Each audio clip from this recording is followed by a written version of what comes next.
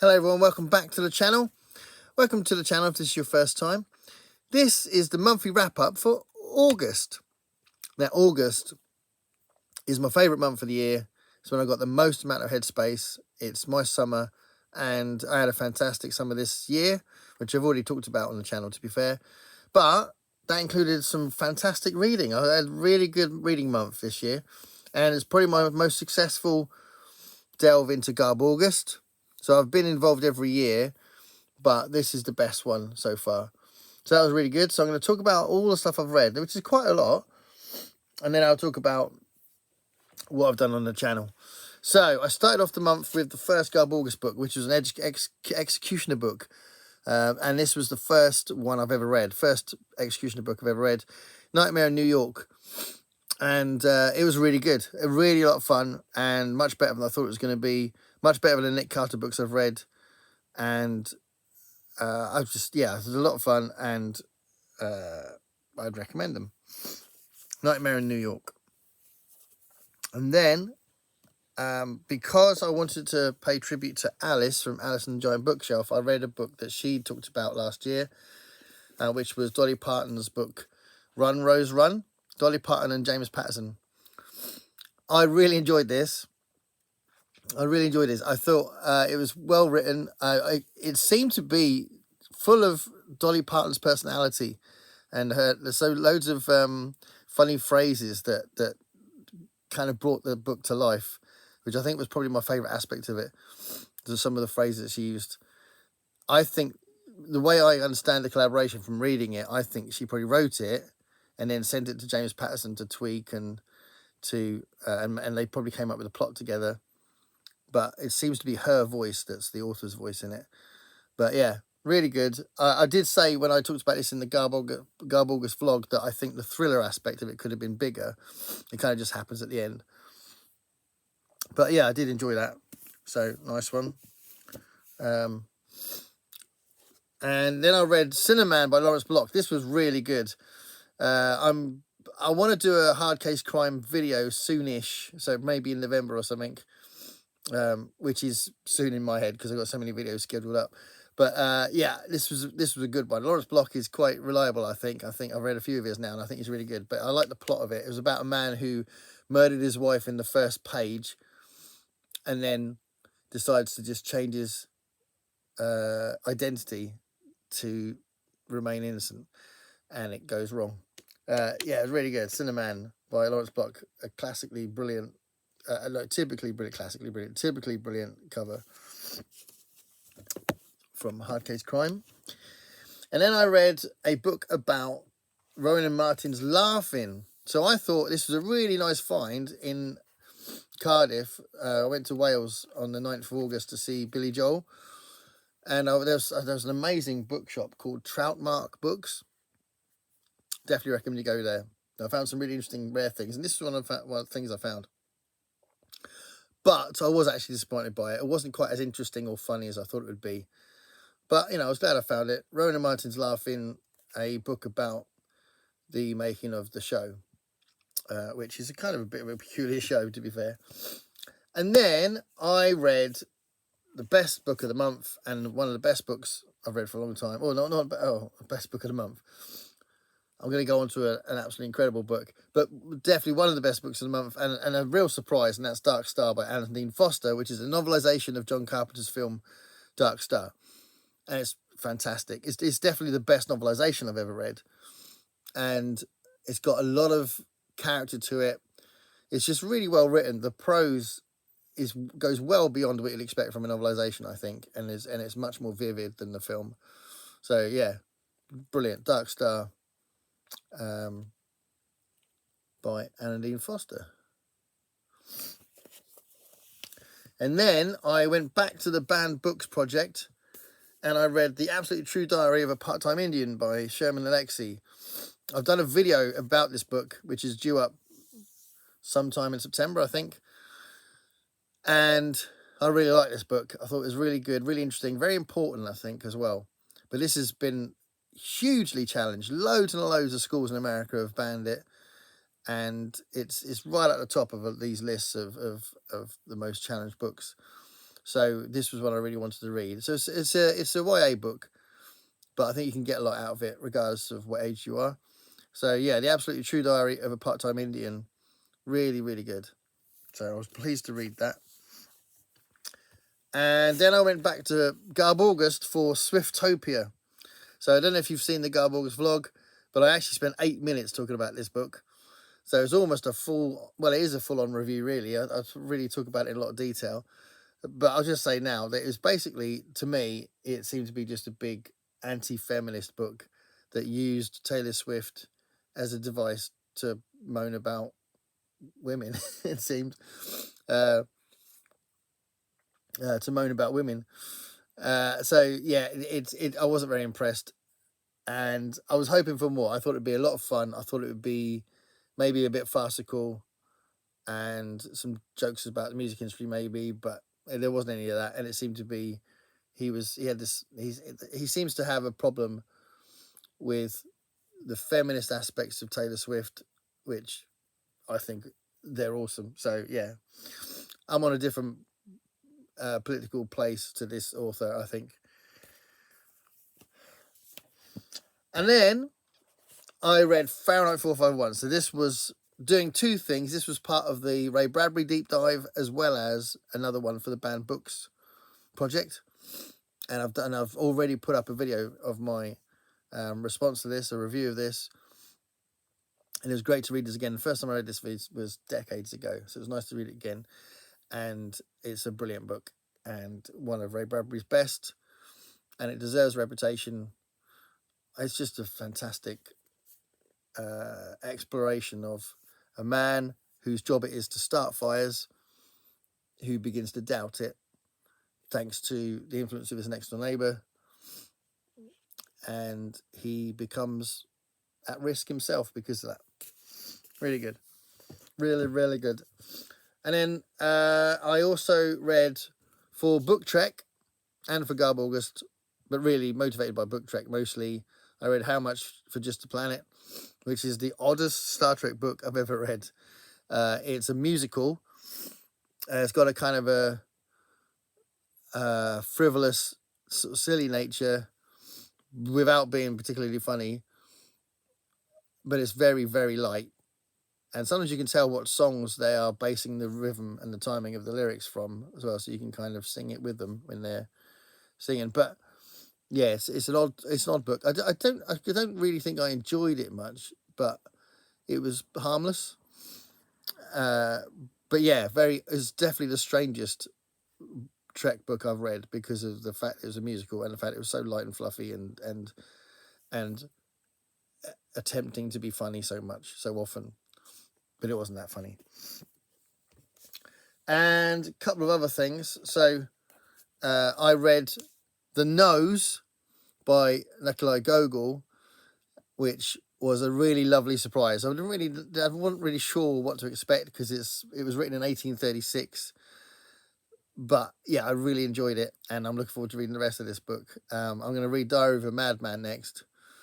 But yeah, that was a really nice surprise. Really good. This was lent to me. Well, lent to me by a friend of mine at work. She said, "You got to read this," and it was really good. The Nose. I would recommend it if you get a chance to find it.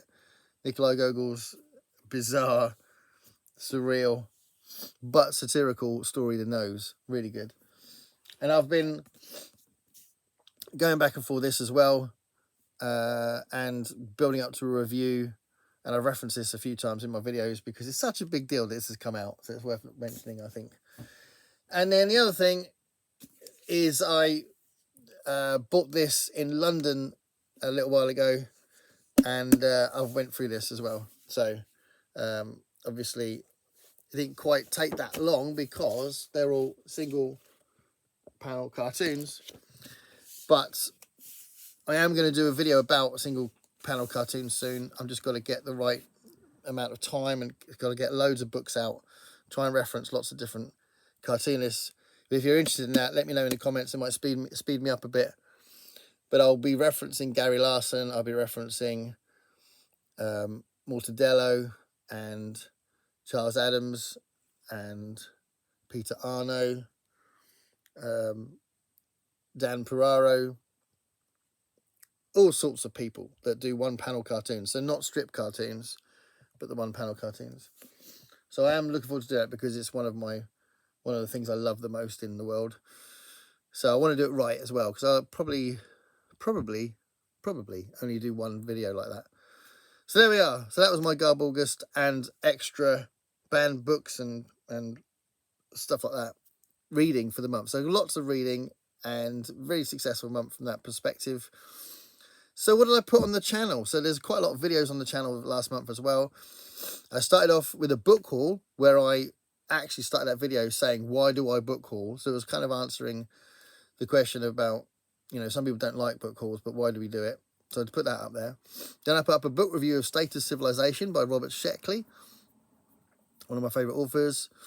I put up a video that I filmed last November, which was the last of the library tour. So I've now stopped those videos now. There is actually a couple of things I haven't included. So I might end up on, if I say I, for example, do my Charles Bukowski collection, then I could put that in the playlist. But for all intents and purposes, the library tour is over. So that was a nice thing to put up, because it took about a year to put all that stuff up, because literally those library tour videos were bouncing off the unhauled videos that I started with last summer. So it was kind of like a year of putting things up. So that was quite nice, finishing that. There's a couple of Garbaugust vlogs I put up. Or one of them's a vlog, one of them is going to be a vlog, it ends up being a video. Well, I explained that in the second video. So Garbaugust is present on the channel. And then I did a top 10 non-fiction tag, which was kind of fun to do. So picking out 10 non-fiction books that mean a lot to me. And then I did a response video to a channel that I've just discovered, which was Defending Reading for Pleasure. And I think they're called the Hardy Boys. But they're really, it was great. They're a brilliant channel. Check out my video, even if you just look at the description, check out their video, because their channel is brilliant. So Defending Reading for Pleasure was a video I put up. Then I put up a big video that seems to have got onto the algorithm about Neil Gaiman and the issue of separating the art from the artist, and how I feel about not so much reading his stuff really, but talking about him on the channel, because I've got a lot of his stuff and some of it I haven't read yet. And I will read the stuff, but I've got to just out of sensitivity really to the people that have put allegations against him, if it was right to not necessarily rave about him for a minute. So there's that. And then I did a video called Why Do I Collect Books, which was another response video. And that was a response video from Brian from Bookish, who did a video which was Why Do I Read? So I thought, why do I collect? Because collecting and reading are two different things. And I wanted to praise collecting, or at least celebrate collecting, because I think it's a fun thing. Then I did another spin-off to the Neil Gaiman one, because I felt like I hadn't said everything I wanted to say, and that was just called Celebrity and Scandal and Heroes, or something like that. And I've had some really lovely comments on that, really interesting comments on that video. So people have engaged with that nicely, which is great. Then I did my plans for the banned books project, because I want to carry it on, but I think I might be too behind to get to 24 books. But I'm still going to carry that on, because I think it's a really important project created by MJ from Reading This Life. Then I put up my part 8 of the Twilight Zone deep dive. During this summer as well, during August, I actually finished filming them all. So that was a big job done. So that was very exciting when I finally finished that. And it's interesting that the last one, you know, spoilers, but the last video I did, part 25, part 25, I ended up doing it in 25 parts. Part 25, so quite a negative one, because the last few episodes are not good at all. So yeah, that's interesting, the way that it ended up. But part 8 has appeared, which is nice. And that's the first appearance of William Shatner. And then I did a top 10 vintage sci-fi book covers, which again is a response video from Pulp Mortem. He did a video with the same title, and I thought I'd do my own version of that. So his channel is really interesting. Another channel I've recently discovered. And then I did a video, which is a new tag, which I really do want to see other people do. I think it's a lovely idea, called a positivity tag. So I'd love you guys to make lots of videos about how positive you feel about certain things. So positivity tag went up. And then I followed it on because I was thinking about it more, and there was a few people that were given... I was seeing videos where people had been away for a while and come back, and I basically put up a virtual hug. It was only a couple of minutes video, but I wanted to do that, so I did that. Then I put something up which was my bookish calendar, so talking about what I intend to do each month from now on, referencing Scott and Alice again, but I wanted to do that. I think it's important, and it's nice to give people a chance to maybe join in on what I'm doing if they want to.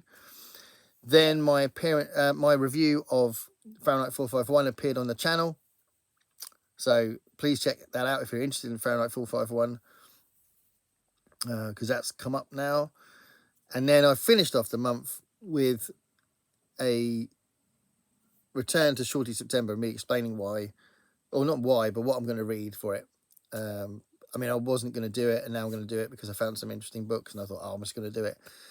So that's my plan for September. So I put that up as the last thing before this one. So Shorty September, I've talked about a bunch of books, all sorts of different kinds of books as well. Non-fiction, crime, science fiction, fantasy. So there we are. And I also got to number 74 in the album challenge, the 100 album challenge. So that's rattling along. That's nearly finished as well, really. Number 74, which was, I think 74 was Fairground Attraction. Great album. There we are. Thanks a lot for watching, everybody. Please comment below on any of what I've said. I really appreciate you watching the videos and joining in on the comments and discussions and stuff. Here's to a great September. Thanks for watching. Stay curious.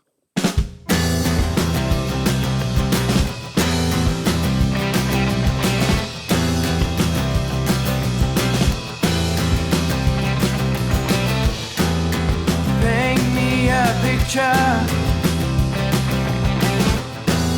of what it's like to be